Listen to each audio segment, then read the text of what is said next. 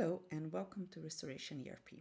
Today I will show you a feature called inspections. So let's open the building. On the left side here, you will see inspections as a new feature. Just click on it. And here you can see all the completed ones or the ones that are incomplete. Right now, we don't have any inspections, so let's add one.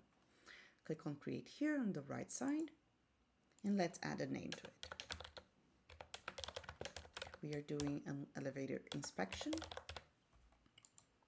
It's related to the demo building. I can put the serial number or the model.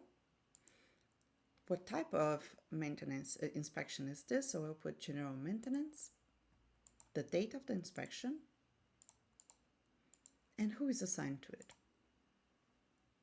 This one was already completed, so I'll mark as such and start adding the documents related to this inspection. So let's start with a report,